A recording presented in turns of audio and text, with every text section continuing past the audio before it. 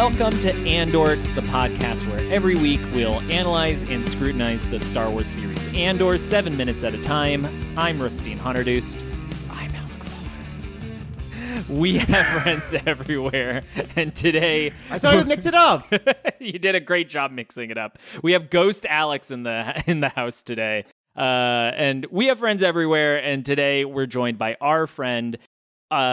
culture writer whose work you can see in the LA Review of Books and Jacobin, and whose book Shake the City: Experiments in Space and Time, Music and Crisis is getting its second edition release later this year. Our friend Alex Billet. Welcome, Alex. Hey, thanks very much for having me. Hello, other Alex. Yeah, two Alexes, exactly. Yeah, we actually did not think about how we would handle keeping that straight. You know what? I say Billet anyway, so it's fine. Yeah, exactly. Most people just call me by my last name, especially since in any given space, there's always like 12 other Alexes in a DSA space or Jewish spaces. Yes, the year 1985 to 1995 was a big time for Alex. Was a big time for Alexes, exactly. Yeah. Was there like a big Alex in pop culture or something? Or do you think like it just appealed to that generation of parents? I'm thinking Alex P. Keaton, but maybe that's just because I'm looking at a picture of Michael J. Fox on your wall, Alex. Yes, again, I was named after the department store, so... yeah, there you have it. Wait, what department store? Alexander's. It was in the Bronx. Mm-hmm. Okay. My mom told me once, and then I bought it, and she's like, I never said that. Parents love to do that. They give you some kind of lore, and then they're like, we never said that, actually. That was all a lie. Hearing out loud, your book name is very TARDIS-esque. Yeah. Yes. Yeah, you are not the first Time person and to relative say that dimension to me. in space? Yes, yeah. I mean, look, the book is... Yes, talk about the book a little bit. Yeah, I mean, the book kind of looks at it in the simplest way to put it is it's an examination of the role of music in urban rebellion, but that also means I have to look at sort of the deep dive of cities. You know, urban rebellion, you look at cities, which means you look at how space is organized. And then you look at music, which, as I say in the book, is an aestheticization of time. All songs, the way that they're received and perceived and the way that they sound is entirely down to time, the rhythm, which notes are simultaneous, which ones come after, before, and all of that. So I kind of try to go a little bit into that granularity, a good amount of like the critical theory and nerdy stuff and musicology. So you're saying all songs are timed by Pink Floyd? I actually do reference Pink Floyd in the book, believe it or not. Yes, all songs are timed. And that's possibly the nerdiest part of the book, because I talk about how cool odd time signatures are. And they are cool. And in the song that I talk about, Money, it's you have that cash register opening, and then they play, I think, at a 5/4 time or a 3/4 time, and it just makes everything seem so disorienting, as does a whole world based around money, a whole world based around commodity manufacture. It makes everything, you try to stay on rhythm, but I think especially for folks of our sort of general age group, we know that you kind of can't. So yeah, that's a bit of a sampling of the most nerdy part of the book, or one of the nerdiest parts of the book.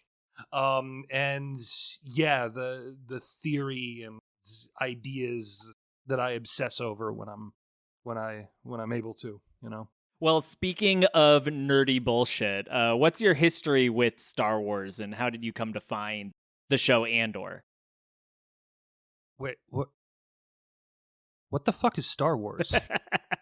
Someone already did this bit. What? Someone already did this bit? No, he didn't do the bit of not knowing what Star Wars was at all. Okay, yes, it's vaguely like a bit. My relationship to Star Wars is, I saw all of the original trilogy when I was really young, loved it. Then I saw the prequels when I was in high school when they came out in the theaters, hated every single one of them, and yet I saw all three of them in the theaters. And then I just kind of fell off. Honestly, I haven't seen any of the new movies, but ANDOR, when it came out, because it was getting recommended to me on such a to myself and Kelsey, my wife, who you're going to have on the show at a later date, I think the episode after mine, got recommended to us so much by folks who are really into, art film and the types of movies that we really kind of geek out about. So we tried it out, and yeah, ANDOR is really good. It's honestly the first Star Wars property I can say I'm impressed by in a very long time. What about the show like resonated with you the most as somebody who's coming into it having been out of Star Wars for so 20 long? years? For a very long time. So I think I've said this before in informal conversations with one or both of you, but watching Andor kind of feels like watching the Battle of Algiers in space. Mm-hmm. It's not just because of the subject matter. Obviously, it's a colonial rebellion, but the way it's shot, the angles, the way the dialogue, the rhythm of the dialogue at its best anyway, is very reminiscent to that, I think. I mean, even the character of Cassian is really reminiscent to the protagonist in Battle of Algiers, Ali LaPlante. Mm-hmm. You know, they both start out as like sort of very lumpen, like thieves, folks off the grid who are pretty nihilistic, pretty cynical, who really only care about themselves and the people closest to them. But then they get radicalized very quickly and turned into some of the most steadfast believers who, and I know this isn't ruining necessarily, but like, you know, both end up dying for the liberation of their homelands and trying to overthrow a colonial power, an imperial power. And it's also just very entertaining. Some of the action shots, some of the action sequences in there are really, really, really entertaining. And putting them in the context that you do, and even this is another thing, another way to compare it to Battle of Algiers, which I may end up doing a lot tonight, just to let, because it is. You still haven't seen one battle after another. I still haven't seen Oba. No, I have not. I know. No reason. Yeah. This is yeah. So this is, you know, I'm going to be sharing some fairly strong opinions about film tonight, but that doesn't mean that I actually know what the hell I'm talking about. Like it's so partly because my wife and I are so busy lately. It's been months since we've been actually in a movie theater. We tend to wait until everything comes out on streaming. And even we don't even have that excuse with One Battle After Another, because it's been like a month or two since it's been out. Yeah. So it's only the best movie of a decade, but yeah. Yeah. So bracket that. But like even on Ferrix, on Cassian's planet, I noticed how actually so many of the, you know, the combination of steps and stairs and the architecture, it looks so much like the Casbah in Algiers, in the Battle of Algiers, and it just, I'm sure it had to be a direct reference. I haven't read anything, but I would be. Yeah, Tony has cited it as one of the references. That makes perfect making sense. The show. Yeah, it makes perfect sense. I mean, so much of it is modeled after it. And the Battle of Algiers is just, you know, Gila Pontecorvo. It's one of the great anti-colonial movies ever made, and one whose style is very much informed by the content. You know, Gila Pontecorvo was a communist. He was a leftist. He was one of us. And the way that he went about the storytelling in this very spare way, tell people only what they need to know when they need to know it. Yeah. I see a lot of shades of that in Andor. And so it just makes for a very enjoyable watch and a rewarding watch too. I think there's also a little bit of like Battleship Potemkin in it as well. Absolutely. Yeah. Yeah, I think so. Yeah. You can probably find, I mean, saying that someone like Sergei Eisenstein has influenced Star Wars. Yeah, right. Or just your movie. Sort of like, he looks like a fucking Star Wars character. Right, yeah. I mean, it's kind of like saying, you know, yes, sky blue, water wet. You know, like that man is a glove shitter. Yeah. Right. Yeah. Oh God, man. Yeah. Please put the picture of that online somewhere. Yes, it'll be. He is a Star Wars character in so many ways. There's a picture of this book that I own called Hollywood Flatlands. It's about when Eisenstein spent some time in Hollywood. And it's of him next to a cardboard cutout of Mickey Mouse. And sometimes it's hard to tell which one's the cartoon or not.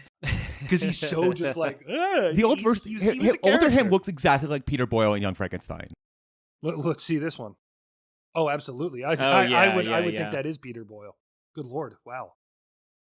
Go check Andor's edit pod Instagram. I will have posted. Yes, that's right. The visual supplemental. Yeah, but yeah, I think it's a good. It doesn't feel like a Star Wars movie, and that's not to insult the franchise. It's not a movie. Or Yeah. Good point. Stop tripping me up. I think what you're responding to is like the show taking some of the elements that made Rogue One feel unique. Yes, From like, yes. have you've seen Rogue One? I haven't seen Rogue You One. haven't seen No, it. I know. Okay. Like I said, I've seen none of the new movies. Gotcha. I know what becomes of it. I know Yeah. where it sits in the canon. Okay. And I know what becomes of Cassian. In Well, then once you So, finish you know. watching Andor, I'll have to you should sit down watch for- yeah. Rogue One, and you'll see that there's this sequence where they are going, they're infiltrating like an occupied city, and that is, I think, where like that kind of Battle of Algiers like touch first showed up. And Andor is then leaning into that, both aesthetically and thematically, in a way that, like, in that movie, it just touched on. What's that? How much of the show have you watched? Up through episode 8. Okay. At this point. Okay. We started watching the first season not long after it came out, Elsie and I, but after like the 4th episode, we were enjoying it thoroughly, but we just fell off because other things came into our life. But then after you all asked us to be on the show, we made sure to sit, like really try to take it seriously. That is the reason the show exists, is to make more people watch the show, make all of our friends watch the show Andor. Oh, yeah, right, because the This Star small- Wars yeah. franchise needs that help. This yeah, small right? company Star Wars really needs the eyeballs. Yeah. Yeah, I mean, the amount of convincing I had to do to get people to watch Andor, actually, though, like, it did actually take, like, convincing and not, I won't say arguing, but You have to convince me. yeah, I had to convince Alex to watch it. What? No, you Yeah. love Star Wars. What? I watched Because because it was on a bad run of TV shows, and I watched the first couple episodes, and I'm just like, it's boring.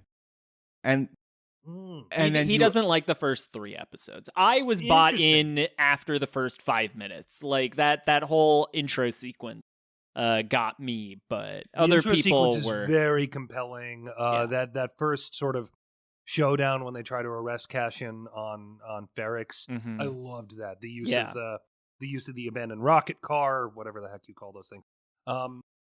Just really, really, really. Yeah. I also have ADHD and an iPhone, and my eye just sort of veers off if it's not immediately. Don't we all have both of those now? I'm sorry, but I feel like ADHD, like I certainly have undiagnosed ADHD. Yeah. I feel like most of our generation at this point. Yeah, that's why there's Vyvanse shortages everywhere. Vyvanse, that would be the name of a glub shitto for sure. Yeah. Oh, God, yes, absolutely. Yeah. Speaking of, we have a question we like to ask around here in honor of the late, great WTF with Mark Maron. Who are your glub shittos? So, Nien Nunb, which I think is how you say his name? I think it's Nine Num. Nine Num? Yeah, it's simpler. You're making it more like ethnic. Well, it's funny you say that because he is one of those many characters who you look at him enough and you're like, oh, someone didn't think through the resemblances enough here. It's just Nine Num. Nine Num? Okay, is it? Yeah. Well, the weird thing when I was looking it up earlier today, because I will be honest, first thing I had to look of the Westchester Nums. Good Lord.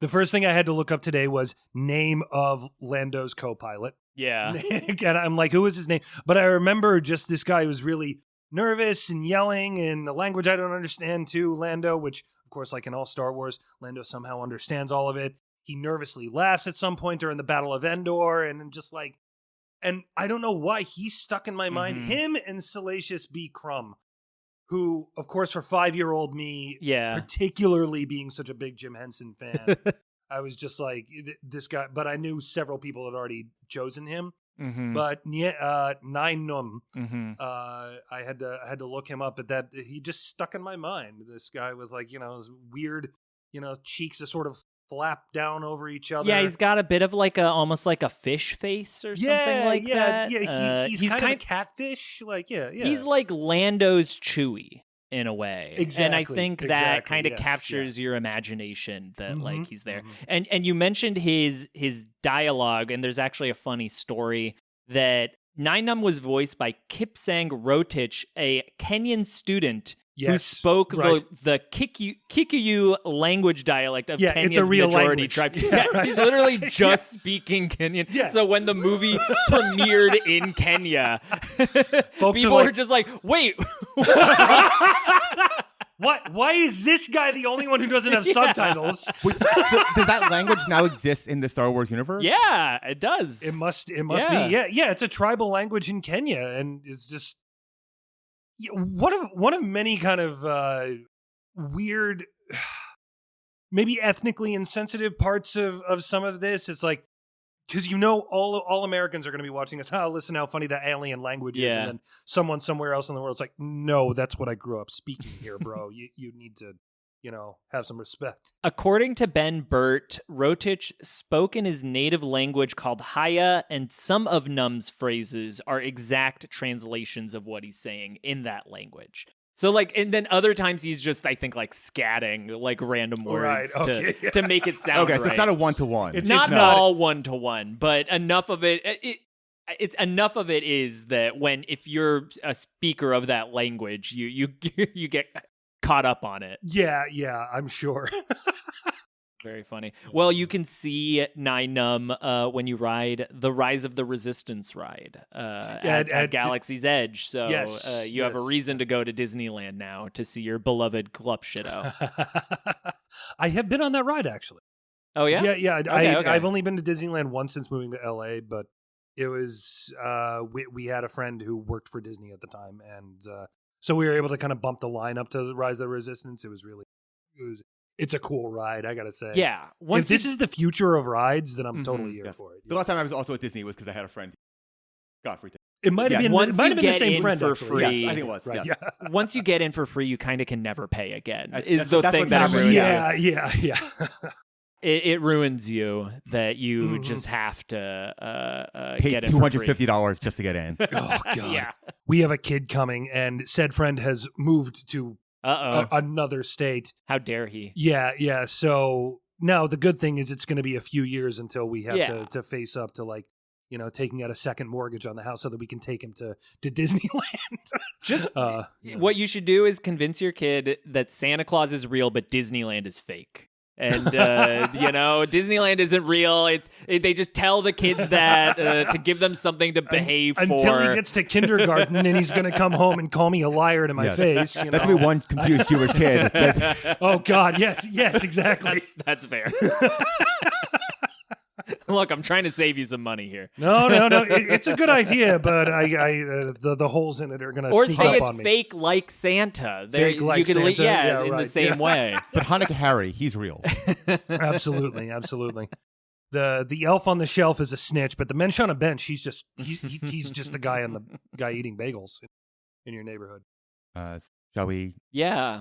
Find a way in. So, previously on Andor, Cassian returned home to Ferrix, and Mon Mothma and Tay Kolma started their conversation about Mon's politics and the mask she puts on around most people, and that the Mon he thinks she knows is a lie. Now she's ready to take him aside and let him in, but only a little bit. Mon tells him that, quote, I've learned from Palpatine, I show you the stone in my hand, you miss the knife at your throat. So is this our first Palp reference? No, there was a Palpatine reference earlier in this episode in the ISB briefing room. Right, yes. But banger line from Mon Mothma right there. It's a bar. I agree. It's a hell of a line. Do you hit them with the stone? No. I've heard this before, but I never understood actually the parallel on it. Yeah. Stone in my hand, knife behind my back. I've heard, or I think that's how it goes. I've heard this before, but I've never actually understood. Is it that you're dodging the stone? Like you think you're going to get hit by the stone and then you get hit by the knife on the side? Well, I don't know, because the stone in her analogy it's just, being fairly harmless. Though, to be honest, if someone came up to me and said, excuse me, would you like a rock? Or I would say just rock. I would say, hand out stand a rock. Who the hell are you? Please go back to the local mental institution. So I'm not sure where that came from. But, I mean, I understand what she's saying. But I don't know where that. Any ideas? I think that what it is that I think you're saying you have like a blunt object, but actually I'm coming at you and I'm going to put this knife up to your throat, I think is maybe the idea. That tracks. Like I'm not a rock is something dull and blunt, whereas a knife at your throat is something very pointed. That'll kill you. Absolutely. Okay, it looks like the origin is a Spanish phrase, which is the idiom means to throw the stone and hide the hand. Okay. Which that makes more sense. Like I'm going to throw a stone at you, like I'm going to show my displeasure, but actually I'm going to kill you. Or just the diversion tactics. You think that's my move is that I'm going to throw a stone. It's just a diversion of tactics, basically. Okay, cool. So maybe we're all overthinking a little bit here. Us overthink something? I mean, show in Star Wars, she could show a stone and that stone could start talking. Yeah. We don't know what kind of stone that stone does. That's true. Right. Very Rocky. True. Very true. I mean, hey, even rocks that don't hit you can really give you can really be quite harmful. Just ask Elmo. Just ask Elmo about like I have been obsessed recently with Zoe's gaslighting of Elmo. Again, you don't have a child yet. I know. He's but prepping. You think Santa Claus is going to throw me? Santa Claus in Disneyland is going to throw me for a loop, having to explain, no, Rocco isn't fucking real. You don't get to reserve a cookie for the rock, especially when you're actual friend with an actual mouth. What the fuck is going on? What is happening right now? You know what? Welcome to Sesame Dorks, the podcast in which we talk about Elmo. I thought maybe the Jim Henson connection would be enough, but I guess not. But what are you implying? That you already are madding this? Why are you watching this already?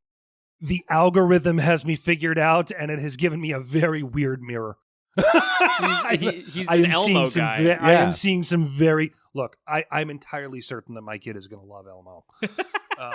I did when I was a kid, you know. Anyway. Elmo was not around when we were kids. What's that? Elmo was not around. He was? No, he started like the early 90s. Oh, I remember Elmo being on. He was replaced Grover, who was the like main man. No, Grover's still on. What are you talking about? Grover got oh my god. Huge, he got a huge he got moved down to like 7th place. Oh, come on. You look at a Sesame Street ad, he's not on there. I swear I remember Elmo being. Elmo started in like 1985, so it's not that long. Yeah, that's around when I started watching. Okay, but he was not like on for 40 years like Grover. True. Wait. What point are we trying to make again? I don't know what's happening. Oh my god! Elmo is not synonymous with Sesame Street. No, but you were implying that they were. He is synonymous. He's the main character. But he wasn't for long. He was not the majority of it. Ever since Tickle Me Elmo, he's basically been the mascot of the show. Which was in the 90s. Yeah, that was in the 90s. Yes. Yeah. But Elmo has been around certainly since I remember watching, and I was 3 in 1985. Okay, that's fine. But Grover is not top tier anymore, which is very sad. That is sad. That actually breaks my heart. I loved Grover too when I was a kid. Okay, I'm Googling Sesame Street ads, and I'm going to see how many of them have Grover. Sesame Street 2026. I will apologize in advance for your viewership dropping off. I'm seeing Abby, episode.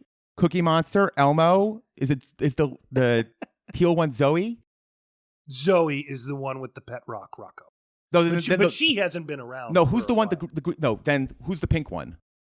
I don't know. I think she was after my time. That's Abby. No, she's Abby. Sorry, she's Abby. The other one's Zoe. I swear to God, I thought that I did not think we were going to go off. I know there's not enough aliens in this show, but we don't need to add Sesame Street characters to make up for that. It's okay. Honestly, this is one criticism I will have: the lack of a presence of Jim Henson. Sure. In the new ones is. Now, I understand why you did it. It's you can do so much more with CGI and all of that. Frank Oz comes back for Last Jedi.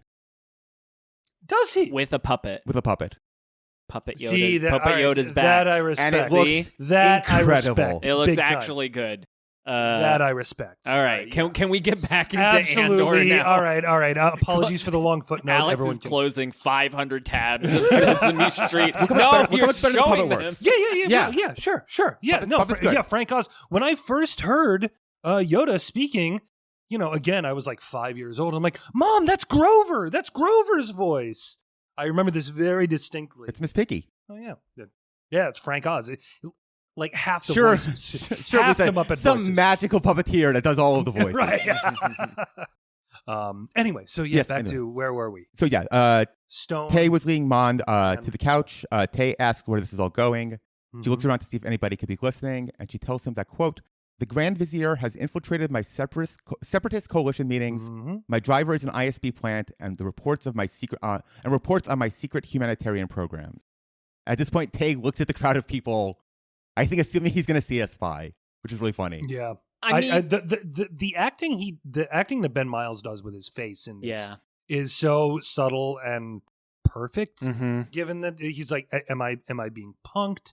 To am I being set up? To I misjudged you. Yeah. Vast. Mm-hmm. Like I have badly misjudged my old friend. And because really wonderful. In the conversation leading up to this, he talked about how like we've both had to change so much because of where we're living, and you're here on Coruscant, and you're living this like privileged life, like you've become soft, because you've been a part of the Empire. Which, and to be fair, he has also had to. He's also living a pretty cushy life. Yeah, but he likes to think himself as somehow, I don't know, a little bit more rebellious. He than signed her. up for DSA and thinks he's like automatically become a radical without having to actually do anything. He's been to like 2 meetings without ever going out on strike or anything. Yeah, right. Yeah, but I listen to Pod Save Coruscant. Well said, actually. Very. But and then all of a sudden here comes Mon, and she just this very calm smile. Yeah, make sure everyone's looking, everyone's watching. Yeah. And then she listens to Jabba Trap House. Jabba Trap House. But my point was this is the first time he's made these jokes. Yeah, right? yeah. He's never made like, that joke good, before. Good. Yeah. Continue. My point is that he thinks that everybody in this party is like her friend. Yeah. Okay. Yeah. Now I'm done. Red Scarif, I'm done. Oh boy. He thinks everyone in this party is Mon's friend. He sees Imperials hanging around. He sees senators. He thinks that, this is a sign of how far Mon has fallen. And instead, what he's realizing, I think, in this moment, he's looking around and seeing, oh, wait, these are the enemy. These are the bad guys. Yes, these people are out to get her, and yet she is still here. And so I think that's like flipping his relationship with her. Exactly. Because again, we also talked about this last week of like, he probably came, no, this was last week, that he came to this party. He came to this party thinking like, Mon's probably going to want to like be friends again. And I'm just going to have to tell her like, sorry, our politics are too different now. Like I've grown, it's been too long. We're at different places. We've grown apart. All that. No, I respect what you do, but don't ever, she's going to try to start a fling and I'm going to have to turn her down. Right. And, let her down easy. Yeah, right. Exactly. And instead now, she's realizing that, Mon's in trouble and she needs his help. So do you have any information about the Grand Vizier? No. Yeah, that's something that I haven't been able to. Because I'm looking here, it looks like there was one Grand Vizier, and he... Oh, yeah, him. Yeah. He's only one, because it's a date established, 19 BBY, date abolished, 5 ABY. So there was one... This is Masamada, who is a blue guy who's there. So he's the Grand Vizier. Yeah. Wait, I have definitely seen him. He's in in some the of the prequels. Other... Okay, there you have it. All right. Yeah. All right, so that's the Grand Vizier. Mm-hmm. I kind of just assumed he was one of the trusted advisors of Palpatine, which I guess he kind of is. No, that's exactly what he is. Yeah, but and someone able to, like head of security, something like that. I didn't honestly think too much that it was that important of a title, or that's something we were going to have to maybe remember for later. No, it's a classic Pablo Hidalgo. What do I plug in here? Yeah. Yes. Someone who is a shot caller. Who, Yes. is able to put an ISB agent as her driver. Yeah, Masamada served as one of the Chancellor's closest advisors during the Separatist crisis. Amidst a debate on creating an army, Amada duped Gungan Jr. Representative Jar Jar Binks into proposing a successful motion to the Senate that would give Palpatine executive emergency powers. So Masamada is the reason that we Jar Jar are all cursed with the knowledge of who Jar Jar Binks was. Jar Jar, so he's like the Colin Powell convincing everyone to... Yeah. Yes.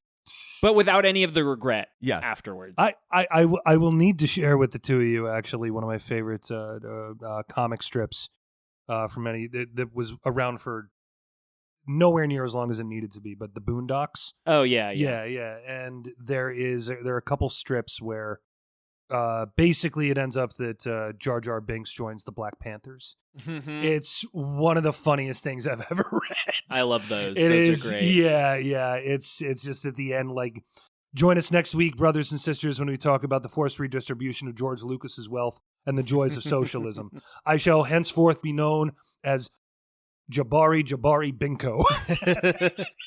Give Aaron Magruder a Star Wars show already. Oh God, he needs to write one. I mean, like it's. Let him do the Jar Jar Binks prequel movie. Give that guy anything where he actually is able to have artistic control, because Hollywood and the publishing world just completely fucked him over so many times. They just chewed him up and spit him out. He did work with George Lucas on Really? Red Tails, the No movie kidding. about African American pilots in World War I II. remember He this. wrote that That's movie, right. and George Yeah. Lucas George produced Lucas's it. final movie. Yeah. Oh wow, God, yeah. Do you think they now. talked about Jabari Binkin? They had to have.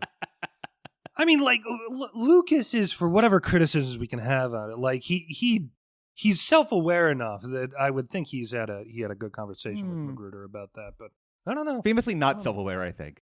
In certain respects, but he knows. I don't know. He has to look at something like Jar Jar Binks and say, like, "Wow, yeah, that was a turd I laid in the middle of my own legacy." He would never admit that. Not publicly, No. but to Aaron Magruder, maybe. I didn't realize that Aaron Magruder wrote the reshoots of Red Tails that Lucas directed. So he literally Interesting. directed the stuff that Magruder wrote. So that means they had to have worked Yeah, together in some absolutely, capacity. yeah. What to be a fly on the wall of that Oh, conversation. I'd between the two love of them. to see that. I'd love to see it. All right, so Red Yeah. Tails. So digressions. First, Sesame Street. Yeah. Second, Boondocks. Yeah. Um, Let's see where else where were this we? can go. I'll bring us back on. Yeah. Cool. Yes. The Grand Vizier has infiltrated my separatist coalition meetings. My driver is an ISP plant. Yada yada yada. Tay looks at the crowd. Mon continues. They know they watch me, and I want that because as long as everyone thinks I'm an irritation, there's a good chance they'll miss what I'm really doing. Yeah. That's again, great line. Great line. They know that I know, but I know that they know that they know. Oh, they know that we know that they know that we Yeah. know. And then Tay asks, "What are you really doing?" And she tells him, "Raising money." And then as she continues on, Tay's brain struggles to process and take it all in. He like nods along, pretending he's following. Like you can just see like he's Smile. doing, Yeah. he's Again, doing the smile. the Yeah. math geometry meme is happening Yeah. in his Yes, brain. yes, absolutely, absolutely. And yeah, it's a great scene of reversal. It's a great scene where your entire sense of, well, at least one character's sense of how the world is working, right? Because also he doesn't expect for any kind of rebellion to, at least the impression I'm given, he's certainly not plugged into this rebellion until now. Yeah, yeah. And maybe he has a sense that there's some rebellion somewhere, but it's not like serious or well funded until now.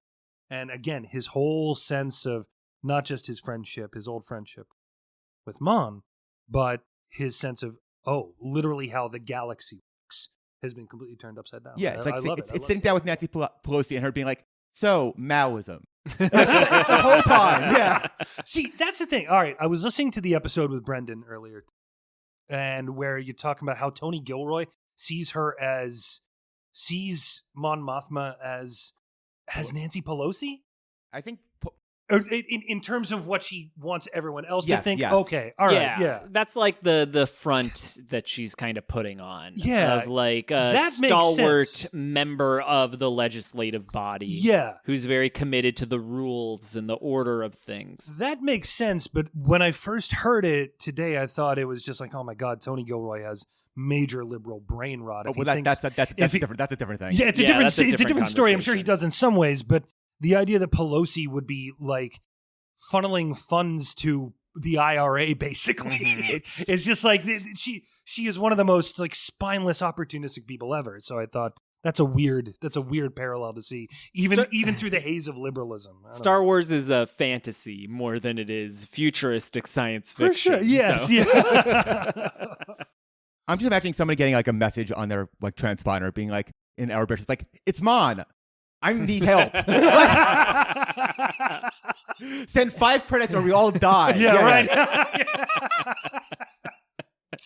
Good Lord. Yeah. Did you see this? Mom, stop. I pressed stop and subscribe so many times. It's just like a picture way too close. Yeah, why are you sending me a picture of you? If it's you, why are you sending a picture of you? Oh Lord. Yeah, God, the emails coming from the DNC signed with Mon Mothma. I will never forgive Bernie Sanders for giving them my mailing list. Oh God, I know. I have so much more stuff. Well, that's the thing. Yeah, we think Mon Mothma is the one, writing the emails for the DNC. What she actually is in the Bernie meme where he's holding up the gun and saying, "I'm not asking anymore." Yeah. Yes. Yeah, speaking of raising money, she says, I need to access my family accounts. Until recently, I was able to dip in and out of my family fortune without concern. She breaks, looks to the side, inhales. It's now changed. She needs help. Oh, right, because he's a banker. Yeah. Yeah, exactly. No, yeah, he's a banker. Yeah. Okay. Yeah. He knows how to make the funds move around, all of that. It does make me want to learn more about Mon Mothma's family. Maybe we'll get a chance to do that at some point. We got a book about it if you want to read it. If you don't have enough stuff to do to keep you busy. I do. I can't say that my curiosity isn't piqued. But yeah, it's the Colmos are like the Rothschilds in Star Wars. Why do I feel like that whole? Who's like the woke bank guy? Is that like Jamie Dimon? Like I feel like that's he's the head of J.P. Morgan. No, but like the one who was going to be in like the Obama White House. Like that's what I mean. Yeah. Of like liberal banker Honestly, is what I think he's supposed to be. Honestly, there were so many bankers around Obama. Anyway, I just there's, but also it. What came up to me in that scene also, especially because it follows right on the heels of Luthen kind of, saying, we can't wait. Yeah. These two different ideas about how the rebellion should be, not even the rebellion itself, but the funds. How do you go about the funds? It's Luthen's idea is actually far more like the Bolsheviks. No, we just need to steal the funds. Yeah. We're just gonna carry off a heist. 800 billion whatever credits that they ended up flying off with. So it did make me wonder also, okay, what kind of internecine conflict is developing between Luthen and Mothman? It's like these are, because it can't just be disagreements over how to fund the revolt, how to fund the revolt. There are probably very different visions for the kind of revolution they're fighting. We talked a little bit about when we were going through our 1907, telling the story of the 1907 robbery and 1907 robbery in 7 minutes, where basically I think his equivalent is Leonid Krasin. Yes. Who was not involved. He was sort of involved with the planning of the bombing, but it was also just the banker who knew how all the banks worked. Exactly. Yeah. And that's the argument that she has with Luthen earlier in this episode, saying like, I thought we were building a network, like I think in Mon's mind, we're getting money, we're getting help to people who need it, we're getting people out of dangerous situations, we're trying to stop the Empire from discovering people who are, vulnerable and protecting them. And whereas Luthen is saying, no, we're going to hurt them. We are going to attack the Empire at a certain point. We are not just going to play defense. Exactly. We need to poke the bear. Yeah. We need to get the bear moving so that it can stumble, make a move, and then we're in motion again. Yeah. And that's kind of how the revolution goes. Yeah, just shout out the look of horror in his face as she's telling him this is so funny.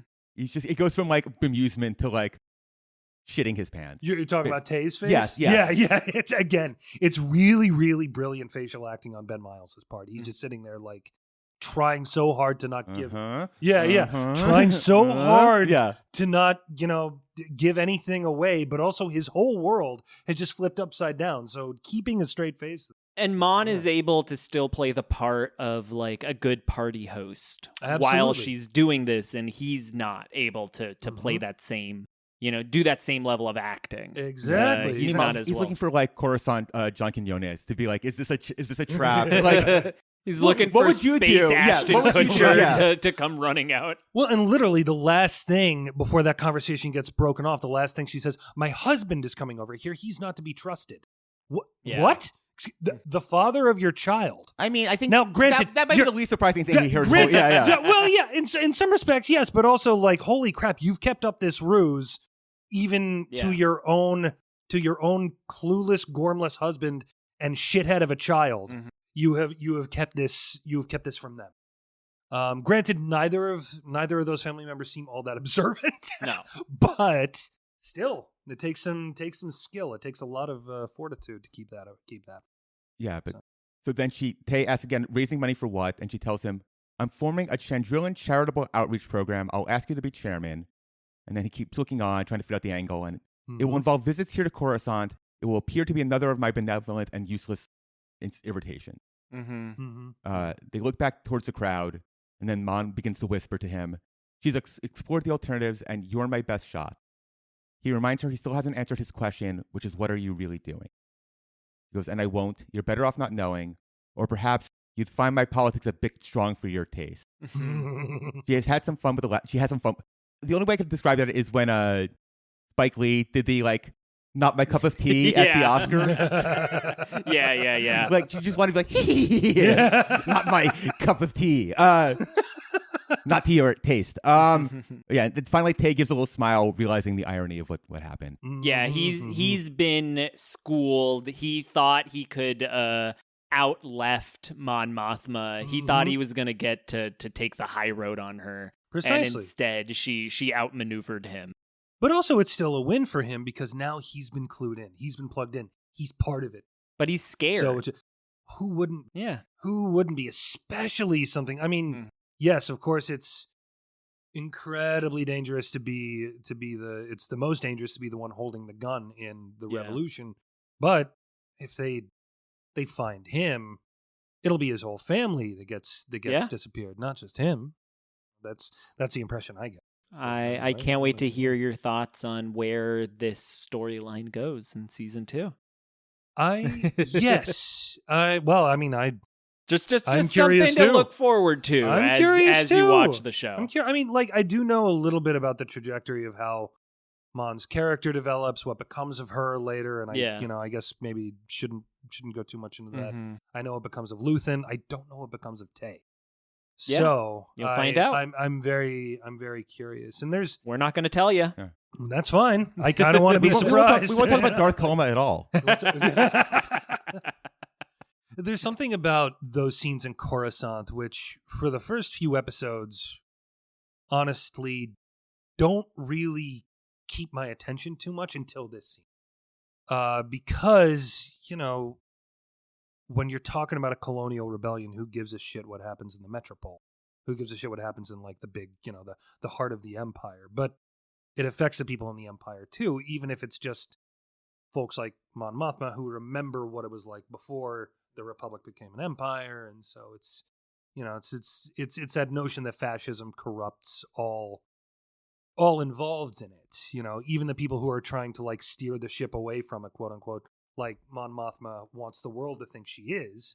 It's frankly a naive, you can't liberalism away a fascist regime. Yeah.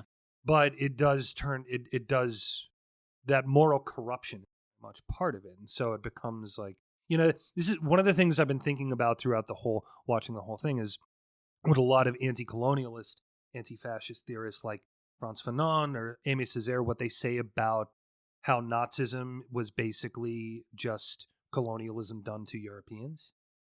So the way in which that colonial violence starts to boomerang back inward, even if there is a boomerang theory. Well, yes, if you will.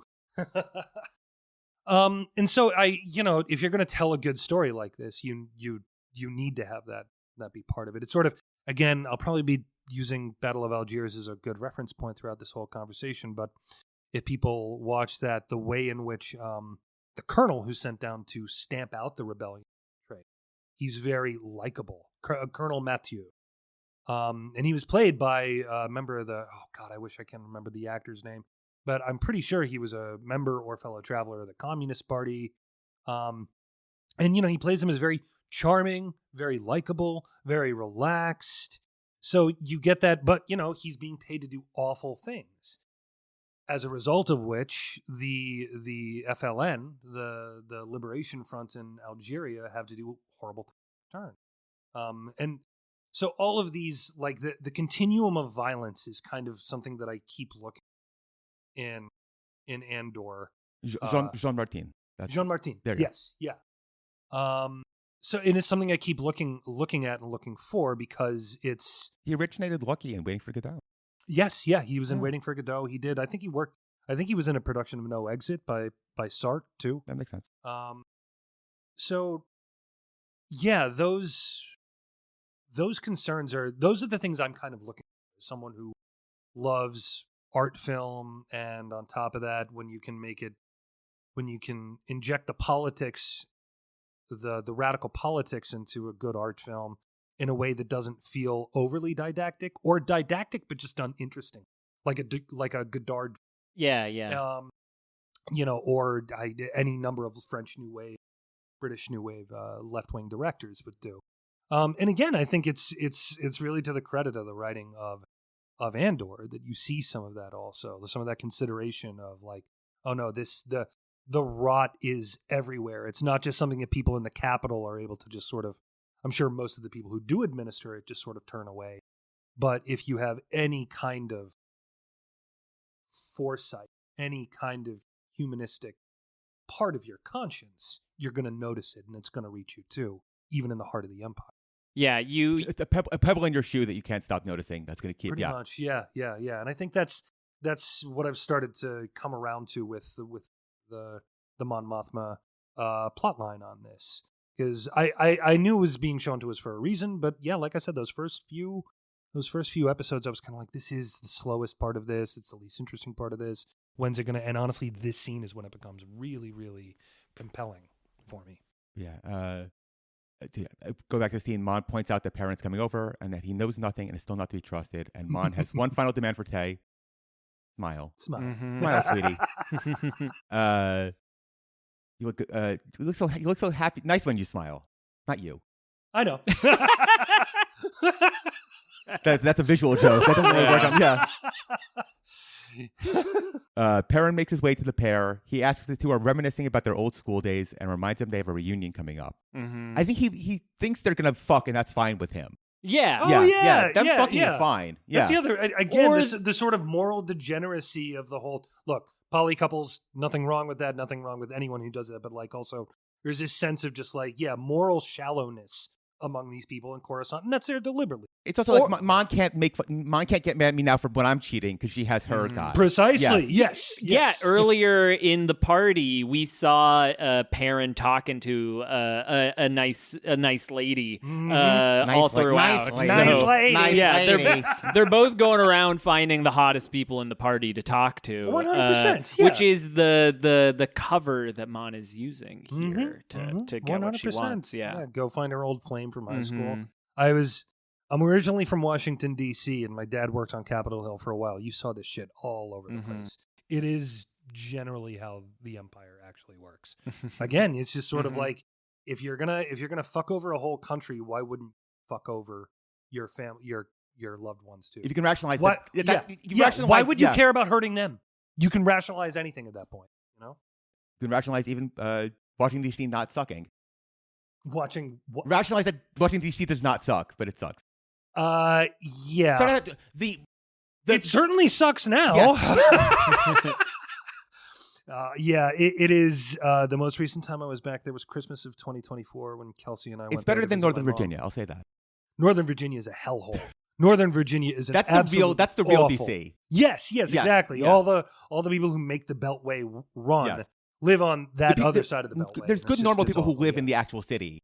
Of course. All the evil people live in Nova. The last place I lived in D.C. was, the second to last place was in Georgia Petworth, which was majority Caribbean. There was a socialist bookshop right across from my apartment. A lot of really good cheap bars and very multiracial neighborhood. Go back there in Christmas of 2024, and it's completely, it's just anodyne and papered over right now, and everything's just shiny and new and boring, and vaguely And plastered with posters of Trump's face. Pretty much. Yeah. Pretty much. It is. DC is really, really a rough place to be right now for the complete opposite reasons of most that most people will say when they think of DC. And it's like, oh, what about all the crime? It's like, that is. There's a lot of crime happening. There's a lot of crime happening. It's in one house. Yeah. It's just behind the big wooden doors. Yeah. You know? I'm literally flying to DC tomorrow, so it's very funny. Have a good time. Look. There's still some cool places to hang out there, but it's DC proper or is it like DMV? No, DC proper. I'm Okay. going to be at AwesomeCon at the convention center. Yep. For your Flying film. into Ronald Reagan Airport. Which no one calls it Reagan Airport. They all call it National there. Uh-huh. Well, no, if you call it Reagan, then you immediately know which side of what your politics are. That's the thing. Ugh, God, but yeah, pour one out for the old DC. Parents snidely suggest that Mon pretends not. Did I say this already? Right? No. No. So he asks the two are reconnecting about their school days and reminds them about the idea there just being like a 20 or 30 year reunion in Star Wars. It's such a funny concept. Yeah. That stuck out to me too, to be honest. Yeah, I still wouldn't fucking go. No. Absolutely. I think not. Facebook just killed the concept of reunions. It's like you never really lose contact with people. Yeah, exactly. However, so the only time I started to want to go back to my reunion was after Luigi Mangione. Because Explain. because I went to the same high school as him. I don't think he's going to be there. No, he wouldn't. And also, he was there 16 years after I was. We're not anywhere near the same class.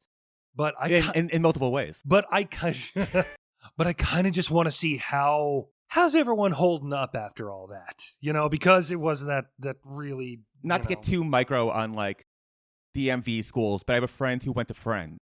Oh yeah, they're right near where. And the shooter who was in Times Square was like a right-wing shooter.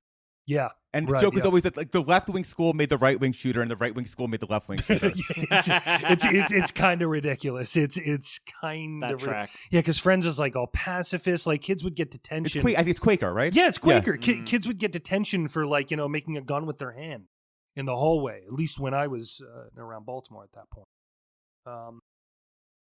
So yeah, but I still wouldn't actually go. But if you put it in space, it might make it a little bit more interesting. So yeah, parents snidely suggest that Mon, pretends not to care, but we both know better, don't we? He's more right than he knows. Yes. Mm-hmm. Parent asks to steal Mon away to speak with some other guests, and Mon tells Tay that the conversation will be continued. He then enters the Don Draper pose on the couch, the one arm over the side. One arm over. Yep. Yes, but just no cigarettes in Star Wars. Are there not?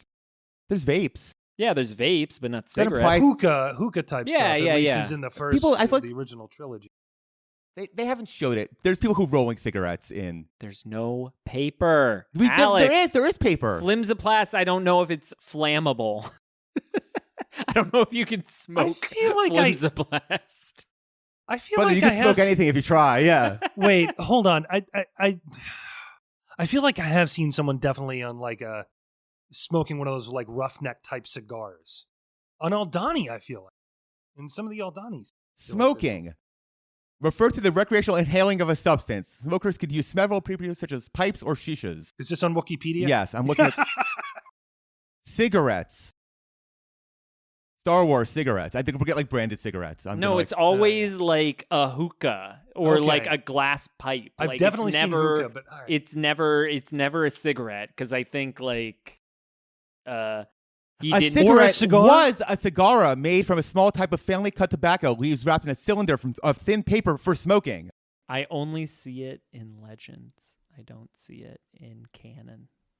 I'm only seeing it in Legends. Cigar exists in canon. Cigar were items that could be ignited and smoked for the purposes of relaxation. Jedi Rael Averroes enjoyed smoking Transillan cigars while he was regent on Pijal. In case listeners care, I have completely lost the plot at this point. I don't care about here's the thing. I care zero about extended Star Wars lore, except when it's things that exist. Yeah, right. No, of course. The fact that not only are they cigars, they're Shanjulian cigars. Oh. Again, I feel like I've seen someone smoking a cigar in one of the scenes. Maybe not of Andor, but of one of the. It's mostly in the High Republic. by the time we get to the original trilogy era, the Empire outlawed cigaras and also sugary sodas. Okay. Wait, is this true? Is No, this that actually, was a okay, joke. wait a minute. That was a I mean, Bloomberg joke. According in I legends, know so little. Why would I not? in legends, Lando Calrissian was known to be an avid cigar smoker, and I will put this on the Instagram post just because it's so funny. There's a picture of a comic of aliens smoking. Wow, it's just an alien with a cigarette. It's just like a real. That's unimpressive. Yeah, like that's very bland. yeah. It's just a big long green guy with. He kind of looks like With a a cigarette. prawn Yeah, the from cigarette. District 9. Yeah, exactly. Yeah. Oh, come on. There's other cigar smokers included Second General Gruber Vops. Is that a vapes joke? That has to be a vapes joke. This is before vapes. Vapes didn't exist when the legends happened. Vaps, a swoop racer. Oh, you want to talk about swoop racing? Swoop. Wait, what movie or iteration of the None franchise of the are we movies. even talking Video about? At this point? games and Video games. All right, then. All right. ancillary Okay, material. All right then. Whoop me, dragon. Let's finish off this Yeah, scene. so yeah, We're yeah. so close to the end of Yeah, it. yeah. We're so Yeah. close. As he does the Don Draper post, I wrote, Tay hates to say goodbye, but loves to watch her leave. Oh God, it is a really good scene. It Yeah. is, and again, it's one of those. Just as with Tay, I feel like our sense of what actually, what the lay of the land of this galaxy actually is. Like, of course, we knew that Mon was working with the Resistance before from her exchange with Luthen, but now that her gears are turning just as much, again, there's that potential for some internecine disagreements, ideas about how the rebellion should be run, funded, everything like that. And we've talked on this show before about how Mon is a character who never gets to be alone ever in the show. Like, yes, she's always being observed by people. Mm-hmm. And in this scene, Tay goes from being somebody talking to her, seeing the real her, and then watches her transform back into the person who is being watched. And that's by not even really the everybody. real her either. That is No, still exactly. Her, Yeah. Mm-hmm. Mm-hmm. At no point has she been real in the scene. She's Yeah. still playing him. She's playing the fact that he's attracted to her against him. Mm-hmm. She's playing this on a lot of levels. She's kind of doing her Luthen impression a little bit. Yeah, I think there's something. And yeah. I also want to shout out that in the background at the end of this, we hear a Chandrillan version of the Niamos song playing in the background. You'll learn more about this season. Okay, yeah, I was about to go. Well, at the fucking end what? of this episode, they go to Niamos, and there's that like thumping like club song that plays. Yes, okay. This is okay. like the lo-fi Like- chill beat version, like the Muzak of version the same of it. Oh, song wow, interesting. playing in the background. of Oh, this scene cool. here. All right, I did not clock Their that. That like is very cool. lore explanation for like reusing the track is that like this is like the hottest song in the galaxy and everybody's remixing Yeah, it. everyone's doing a version of it. Everyone's Yeah. got their own. Okay. So got this is it, the got version it. that's playing for that the Chandrillans love. Oh, what a cool detail. Yeah. What a cool. Yeah. Yeah, good world building. That's Anyway, really great. Before world we leave, there's the guy with the big green fez, and I like fezzes. Fezzes are End of cool. scene. Fezzes are cool. You don't want to give him a name? No, he's human. Oh, he's a human. You're just shouting out I'm that. just shouting out the fez. He's just Fezman. Oh yeah, yeah. He's just I see this Fezman. guy. He's Yeah. cool. Steve Fezman. Steve Fezman.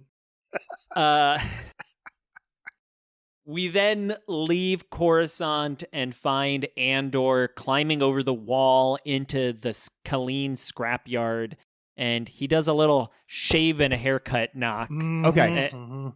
Pick a better code knock. I have some. Jesus, everyone's I gonna. have oh my some God. news on. Shave and a haircut? Okay. One. I was like, where does a shave and a haircut come from? So I went down a little bit of a Google hole. 2 bits. Shaving a yes. Yeah, 2 dun, bits. dun, dun, dun, dun, dun. Yeah, right. It comes I through. regret to inform you it is racist. Oh God, of course it is. Oh no. How's it racist? Who is it racist to? Oh God, this is like an Amos and Andy thing, isn't it? Is it Basically, yeah. American racism? Yes. Yeah, Okay. Yeah, of course it is. This goes back to old minstrel shows. Yeah, it's a Smithville thing. Oh, yeah. no. man, The song was yeah. called, quote, At a Darktown Cakewalk. Oh no. Oh man. Uh-oh. Oh God. All right. Well. The second thing I learned, which is less depressing. It's also sexist. Yes. No, is that it's a purely American thing. Hmm. To the point that during Vietnam, soldiers would communicate to each other through walls. It was Really? like a shibboleth. That like if they do like dun dun dun dun dun, Dun dun. Yeah, only an American would know to do the two two bits things at the end. That was an American. Oh, that's wow. Okay. So like it's interesting that Wow. like that now also exists in Star Wars, but like there's no way they thought that like, oh, that's a thing that's only American. No, but also yeah. All right. Well, that's really cool. I mean, I would think that like little like signals like that exist in other cultures. It just happens to Yes, that, they do. That This one one, but is yeah. but a American. different rhythm, Yeah. and also by now everything's so globalized that Mhm. everyone knows shaving a haircut 2 bits. Yeah. 50 years ago, maybe not, Yeah. and maybe today they don't know it is shaving a haircut, but they do know that rhythm. Well, maybe in Star Wars it comes from like a minstrel HoloNet show. That would make sense. Yeah. I would ask. I would ask, what does a minstrel show look like in Star Wars? But honestly, I don't want anyone here to get canceled. It's No. it's when And, it's when a normal human pretends to be a Gungan. Yeah. Oh God. You know what? Okay. Cut all of this. Cut all of this. You know what? Actually, that makes sense. That's and I like don't 3 think that- levels of. And I don't think that's cancelable, to be honest. Just because We're not doing it. No, we're not I'm doing saying it. But also, it would be problematic yes, if you did exactly, Yeah. exactly. And as we know, Jar Jar was already so offensive as it was, and wow. Actually, well done, Rustine. Yeah, I think you managed to actually give a really good answer without getting anyone here in undue trouble. Cut this entire episode. We're starting again. Yeah. Oh, you're getting too. Yeah, you're too uptight. It also about reminded me of the Who Framed Roger Rabbit bit. Yes, yeah, Where with he the has to judge, do- he with has the to do yeah, the 2 bits, he yeah. has to do Yeah. the 2 bits exactly. Yeah. Also, like how many like various Star Wars like sports balls are over that thing when Cassian climbs over it? Don't let your ball fall into the Colleen scrapyard. You'll Exactly. never get it back. I want Yeah. my hyper frisbee back. Give me my phase ball back. Well, Cassian then goes to the door where he talks to Bix through the wall, and he reminisces about the time her father caught him climbing over that wall. And she tells him, this is the last place you should be. And Andor jokes that I think those were his exact words. Yeah. And He makes jokes. he does make jokes. I think that's the first joke he's made the entire time. He's entire done series so some far, right? some kind of cutesy things when Yeah. he's fucking with people or when he's flirting with Yeah, I people, guess so, especially. Or Yeah. talking about But- fucking with people. Yeah. Yeah, right. But As in this case. yes. there's an interesting like screenwriting thing that's happening here, where the end of the last scene with Mon Mothma is them talking Oh, I didn't about notice that, feeling yeah. nostalgic Yep, about their childhoods, and here Andor is feeling the exact same way. He's reminiscing about his past life. There's with a bit of a Bix. symmetry. And, Yeah, sure, it's just yeah, one of those yeah, like yeah. really subtle like screenwriting things that can just like make 2 scenes feel like build a bridge between 2 scenes that we're thinking about Oh, one yeah, character's yeah. past and now we're thinking about the next, and then that can transition into whatever the scene you want it to be is. We're I thinking about agree. fucking, and now there's implications of more Other fucking. people Yeah. thinking of fucking. Yeah. Yeah, right. Exactly. So here's the deal. I think that yes, it's good writing. I don't find the first half of the scene all that compelling, partly because I don't think Diego Luna and Adria Arjona have good chemistry. I don't think that I don't look at those two and think, oh, they definitely fucked. Even though I know it's made kind of clear, the beats are there, Tim's jealousy earlier on a few episodes in, but I don't, there's not a heck of a lot of connection between the two of them, I feel like. And I mean, Diego Luna has chemistry with like a broken thumbtack. What's like, that? Diego Luna has chemistry with like a broken thumbtack. He would have chemistry with anything. Yeah, and that's what makes it stand out so much. I think what You you're know? responding to is that like their relationship is so strained. It has been for a long especially at time. this point, but even when we meet her at the beginning, their relationship has deteriorated to the point that like he doesn't know about her and Tim. Yeah, of course. When he sees her. I get that. From a writing standpoint, Yeah. it makes sense. I just think the two actors, there's not that spark that needs to be there, even if it's that strained relationship. Now, I'm willing to overlook it because, again, it's good writing. And to be honest, we're not really here for the backstory of Bix and Cassian any any further than how it's relevant to the plot. Totally. To be honest. So you kind of overlook it. But the thing that does work, and even if I think the interpersonal doesn't work, the politics of the scene really work well, because this is where, well, I guess we can get into that. Yeah. Because Bix insists that it's not safe for Cassian, but Cassian drops Tim's name, and she admit that, he's the reason why it's not safe for him. She admits that, I guess he thought you and I were back together. And then she says that he can't act surprised about that. Right. Yeah. Right. Like, that there's a thing between us. Like, Cassian is so nostalgic for, like, his life with Bix. That's why he's coming to her now. And she's saying that, that's also the reason why everything blew up in a way. And when she opens the door, Cassian is shocked to see that she's got a black eye. And she jokes that she ran into a wall like she does and insists that he can't stay here. And Andor then says that the troops can't find him here, but Bix says they won't have to because he'll be turned in. Yeah. People blame you for what happened. You killed 2 corpos and came home to hide, put the whole town at risk. And Cassian tries to pin the blame on her crazy boyfriend Tim, but Bix knows the truth.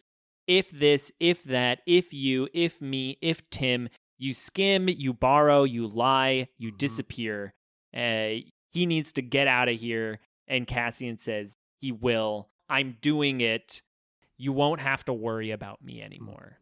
I also make a shot. I think maybe I'm thinking about what you said about the previous scene sort of being a mirror of the same thing. It's like the last scene was them in a beautiful, very Star Wars-y like party. Versus the like clothing, the clothing in the scene really stuck out to me. Is like, she's basically wearing like a black puffer jacket and sweats. Yeah, and he's wearing like a jacket. Like this is, there's really nothing Star Wars-y about the scene besides like they're in a weird shipyard. But also like her house isn't insulated enough that she needs to wear a puffer jacket when she's inside. That tells you how cold it is on Ferrix. The glamour of Coruscant contrasted with the complete abject. Ferrix is it's a mining planet, isn't it? Or a scrap planet? Scrapyard, It's like, the jacket itself doesn't even look like a Star Wars jacket. It looks like they just found like a black like a North Face. It looks like they took like a Patagonia jacket and took the Patagonia off. Yeah. Like if they could have her smoking a cigarette right now, she would be smoking a cigarette. Yeah. Yeah, I think so too. Yeah. And Cassian is being like protective of Bix like a partner. Yes, absolutely. But he also isn't willing to commit to her in like the grand tradition of fuckboys. And she seems to be really tired of him trying to have both have both his cake things, and eat it too. Yeah, absolutely. Yeah.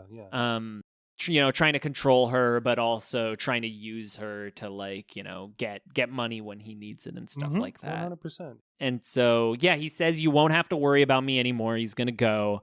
But before he leaves, he asks about Luthen, and she says she doesn't know anything about him. All she can do is make a call and see if he responds. And Andor wants to know, how did he know so much about me? She doesn't have an answer to that. And he says, if you ever talk to him again, let him know that I held up my end of the deal and he needs to forget about me. And that goes for everyone. Yeah. And here Bix holds back tears and says, I've done it before.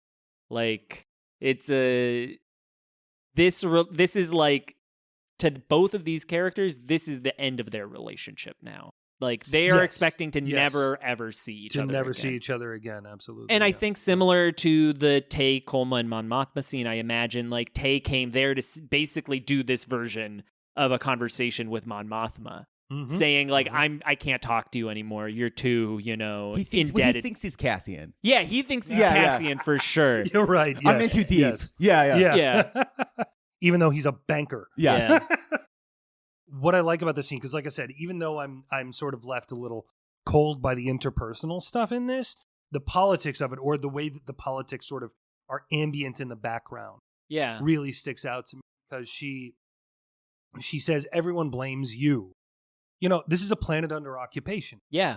Under military occupation. It's not just like sort of being, left alone by the corpos or anything like that. It's on full military occupation, and it's in response to him basically getting involved, the events around him getting involved with the resistance. And to a certain degree, it sort of shows, or what I think it shows is, because you get little hints of this also throughout this episode in particular, where I think Luthen, when he's talking to Mon, she says, okay, well, people are going to be even more repressed. People are going to be, they're going to be, targeting people a lot more. They're going to be raising sentences. And Luthen says that very kind of like accelerationist, like almost Maoist in a certain way. That's what we want. Or I guess even now, Trumpist with Iran. Like you're right. Yeah. There's a certain kind of, and the thing is, in that exchange between Mon and Luthen, you end up agreeing with Luthen. Yeah. Even though it's never good to make working and oppressed people more suffer more. When you're talking about a revolution, when you're talking about a colonial power that was going to find an excuse to do it to you anyway. Yeah. Then, what it just goes to show, getting back to Cassian and Bix, that was, anytime anyone resisted, that was going to happen. They were going to occupy, they were going to try to collectively punish whoever did it. Yeah. It just shows and Cassian is still very much, a hired gun in relation to this revolt. And so there's no like resisting empire a little bit. You're either all in or you're a civilian. The thing is that he isn't in trouble for resisting the empire. What he's in trouble for is that he was in the leisure zone of Morlana and got into a fight with two Primor Corpos and killed them.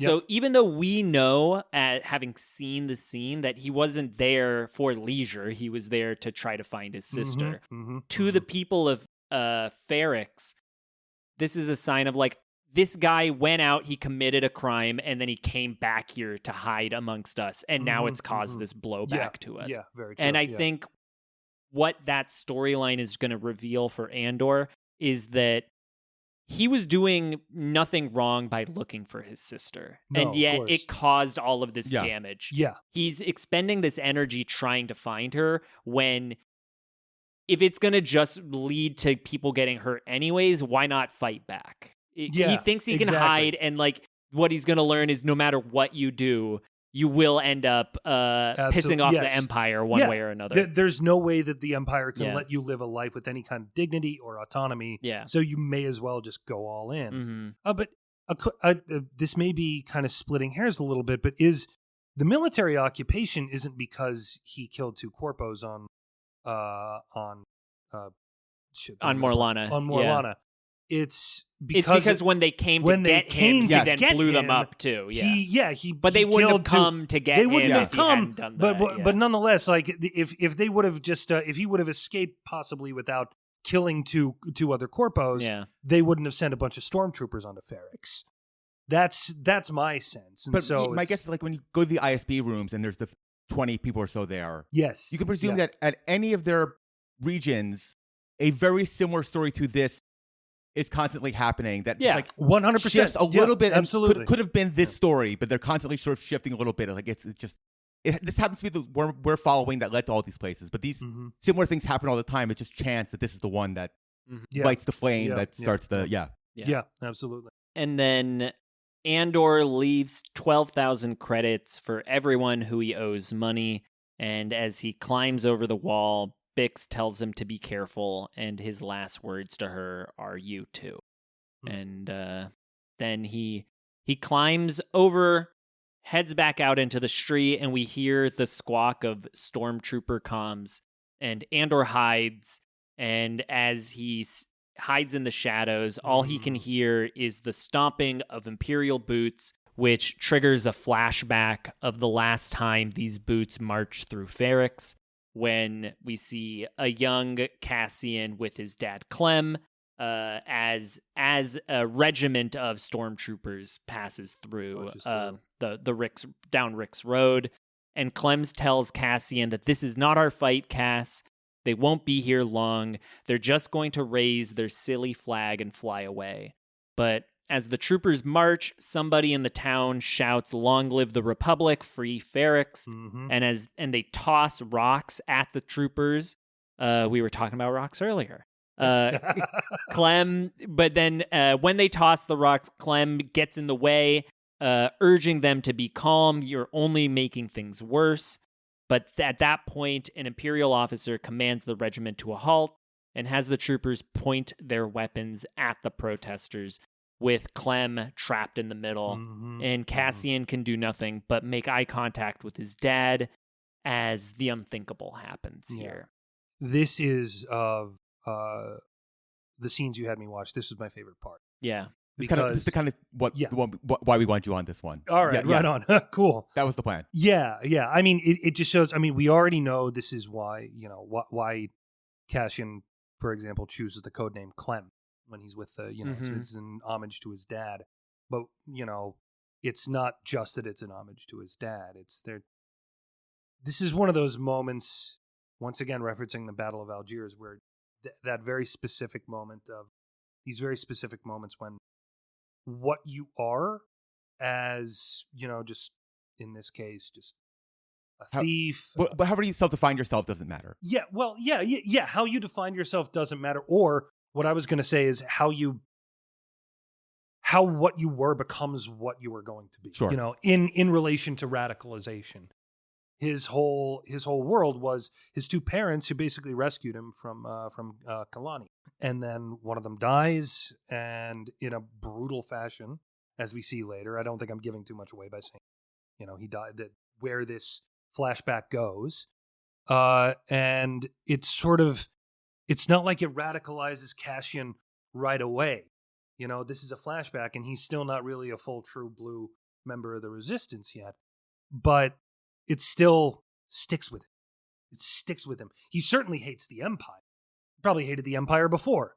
Anyway, but now he's got a personal reason to.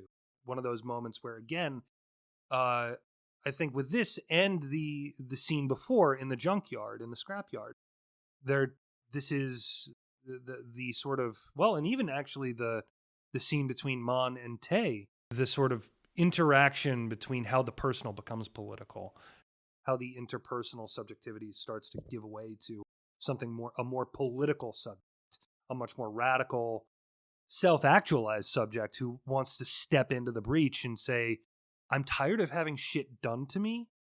I want to, again, referencing Fanon, I want to embody history now. I don't want history to just be something that happens to me and is done to me. I want to actually be the person fighting back. And Cassian still isn't ready to take that role on at this point. Gets halfway there. He gets halfway there.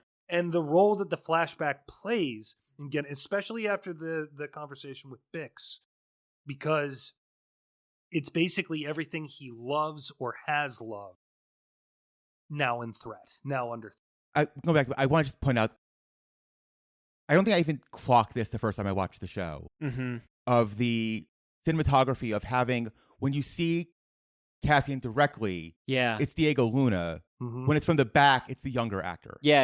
I noticed that too. Yeah, I didn't notice that the first time I watched it. I'm like, oh, my thought initially was like, are they also trying to pretend that Diego Luna is like 16? Like, are they, No. No, I'm like, no, there's a different actor there, and it's such it reminds me of another Star Wars thing of in The Last Jedi when Kylo and Rey are talking to each other, and they are in different rooms, but you see each other's spaces around them. Yeah. That, he is in this moment as he is right then, but he's also transposing himself into the past. Yeah. And I think he's recontextualizing what happened in the past through the current moment. It's not just a flashback of what we're seeing. He's recontextualizing of this fight, like you said, started back then. Yeah. That was the moment when this really started. His memories come to mean something fundamentally different than they did before. And his memories are haunting him. And like he's been away for a little while now. And now that he's back, every little thing is triggering these memories for him. He can't just, I mean, he's about to try to get away from them as far as he can, going out to that little like resort planet, whatever. Space Miami. Yeah, Space Miami. Yeah, exactly. Space Palm Beach, however you want to put it. So he's going to try to run as quickly as he can, but they're inescapable. The only thing you can really do at the end of it, and I'm sure there's all sorts of, left-wing psychoanalytical theories that could help explain this. The only thing you can really do is try to understand what that memory actually means without any fear or ideology clouding it. Yeah. What are you taught by seeing your father, your adoptive father, shot and dragged off by stormtroopers? I think in that moment he learned if you get involved, you get killed. And yes. so and also Clem was trying to protect other him. people. Yeah, protect other and people. And that got him killed. Mm-hmm. So he learns that instead I need to withdraw. And it makes him a more selfish person in a way. That's what he learns in the moment. Yeah. But what maybe is to be argued is that's not the actual, you strip away the ideology. Yeah. Strip away not all the thing you actually should learn. It's not the thing you that actually moment. should learn if you're going to face truth for what it actually is. What's the phrase?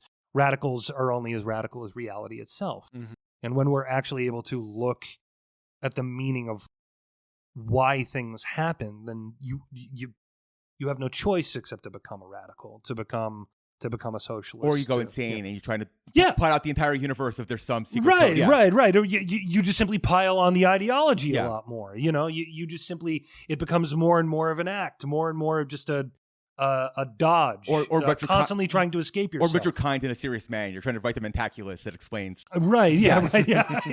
It's just everything you do comes about the constant escape from the truth rather than confronting it and going through it. I just want to point out that, like, for 50 years, I think, as I was thinking about this, it's even a funnier comparison that, like, for 50 years, stormtroopers have been just, like, funny fodder. Yeah. And I'm like, what are the other examples of characters in movies that's, like, it's okay to kill? It's like zombies and Nazis. Yeah. Yeah. But, like, it is funny to watch them die, but even, like, Indiana Jones, you very rarely see the Nazis killing good guys. They're always ones to be defeated. And, like, this is the first time in 50 years that they're called stormtroopers for a reason. Yeah. And they are acting like stormtroopers. Yeah. And they are not just idiots in white suits. They are... This is the first time I feel like I actually found stormtroopers intimidating. Yeah. Actually, is watching these types of scenes. When they turn around, because their commander, when he says, stop, turn around, it's not even the whole unit that turns around. It's just the back four. Yeah. But everyone else is waiting for those back four. So there's something about this very mechanized way, and this is just as true as anyone who learns to goose step in a certain way. You turn them into machines. Mm-hmm. That has always been the philosophy of fascism. Honestly, that's the philosophy of the U.S. military also. You turn people into an appendage, and that's terrifying. That's terrifying. Most of the time, I feel like even in the original trilogy, they're not really, at best... They're scary because Darth Vader is right next to them. Right.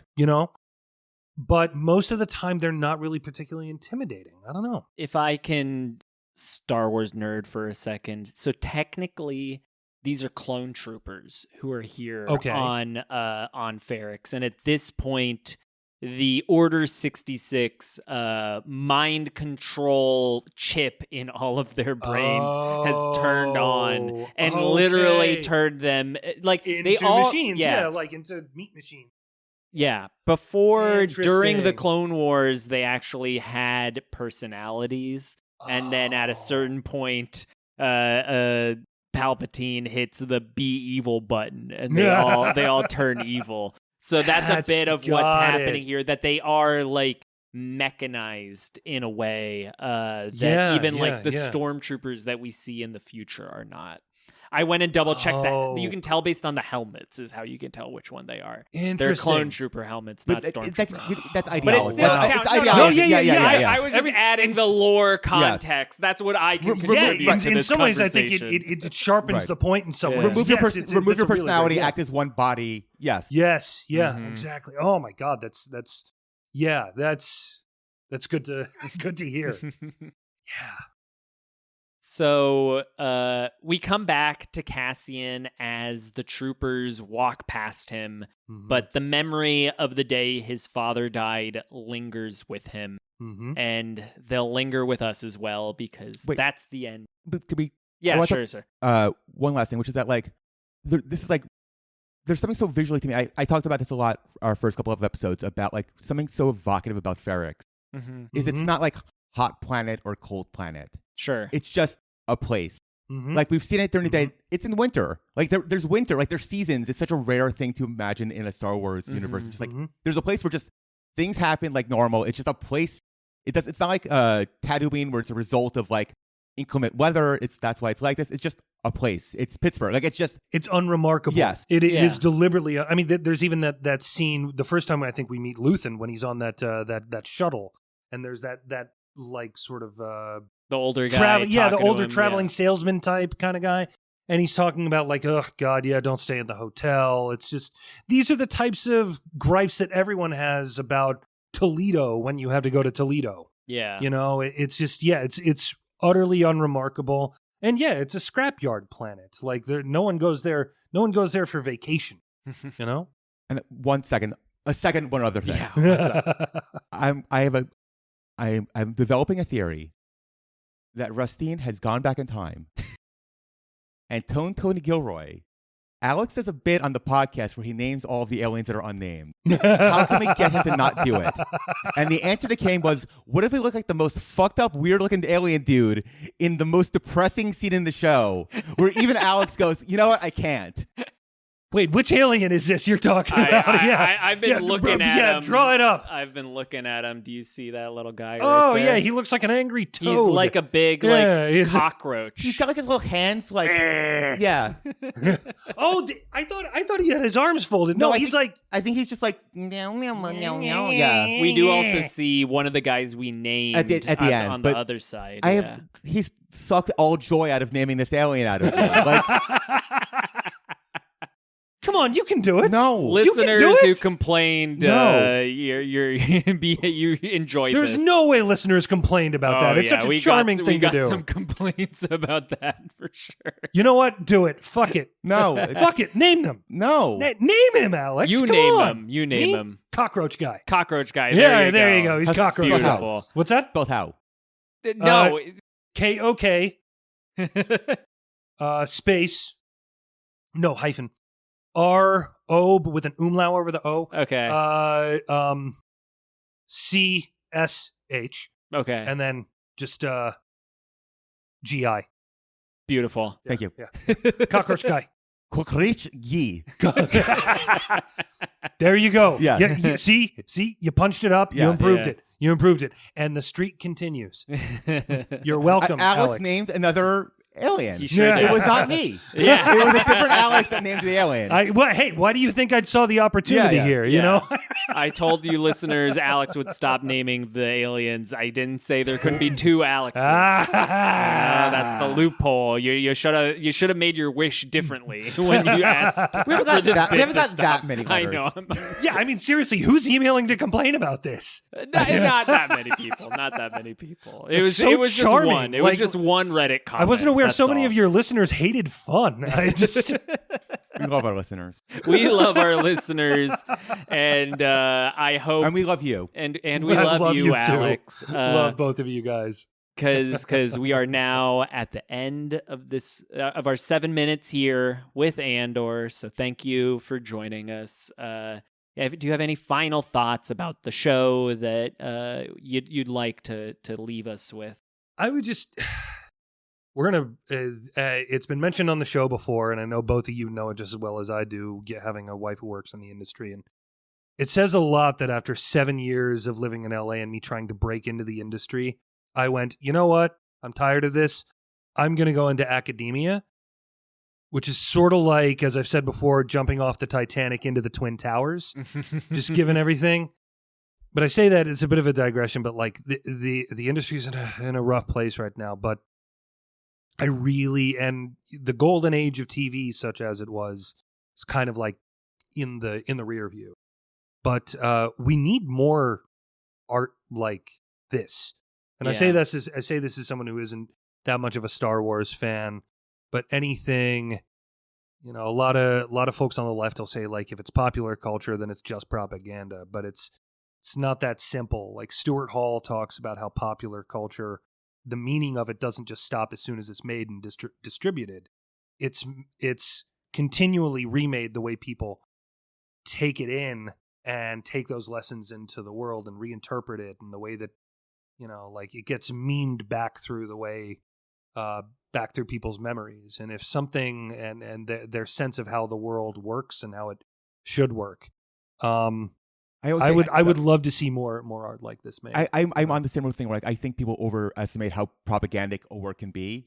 Yeah. But I do genuinely think that, like, the run of, like, pro-environmental movies from, like, the late 80s to mid-90s generally made, like, a generation of eco-socialists. Like, Fern Gully, I think it's drawing a line from Fern Gully to where we are now. Yes, honestly, yes. And there's a way, do we need, like, do we need radical artists out there who are applying their politics to the form too, who are being avant-garde and experimental? Yes.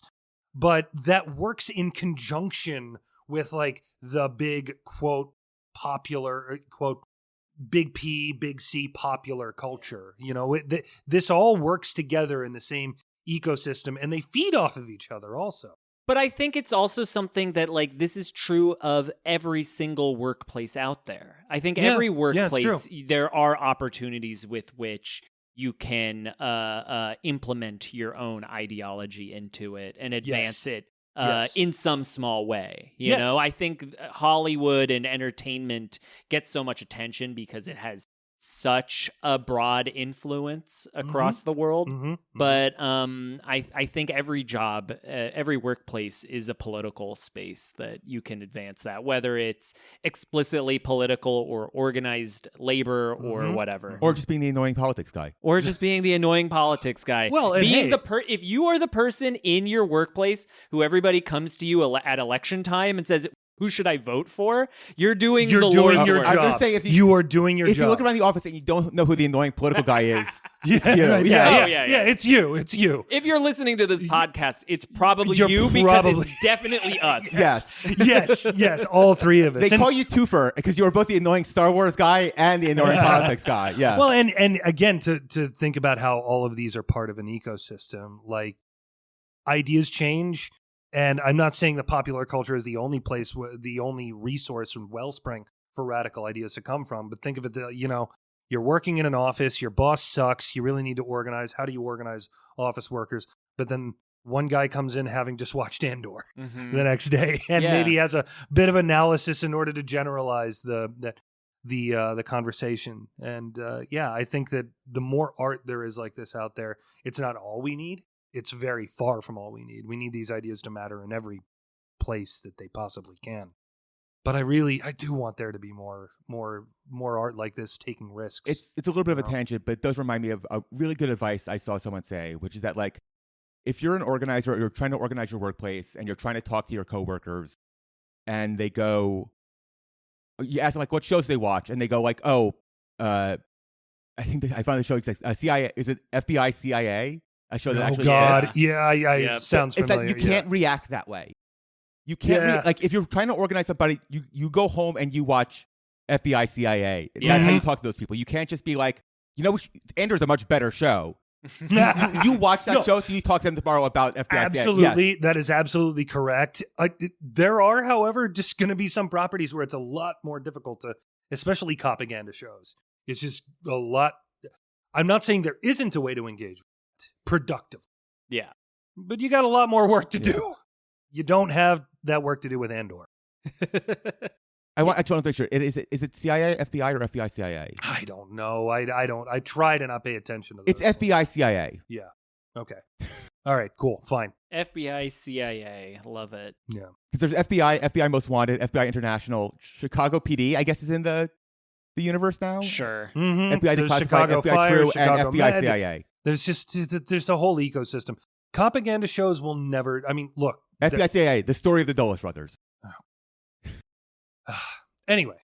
Well, two people enjoy that joke. Yeah. Yes. Alex, thank you so much You're welcome. for joining us on the show. Thank you for having me. Do you have anything you want to plug? Where can people find you? People can find me on what used to be called Twitter and on Instagram, just Ubu Pamplemousse. I'll have you all tag me in the socials and what have you. I'm not going to try to spell that. But they can also find me on my Substack, which I'm really trying to build right now. So just Alexander Billet, that's 2 L's, 1 T, .substack.com. And buy my book. I'm going to have Buy my book. Buy my book. Buy my book.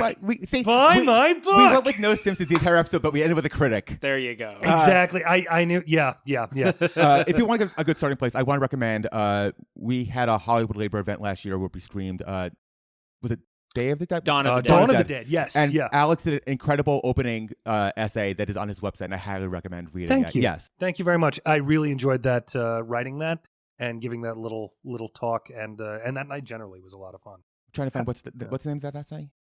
I'll include a link to it in the show notes I for think it's people. called Why Did They Come Here? Yeah. It's still on the front page of my the We'll website. link it, we'll down link it at in bottom. the... All right. Cheers.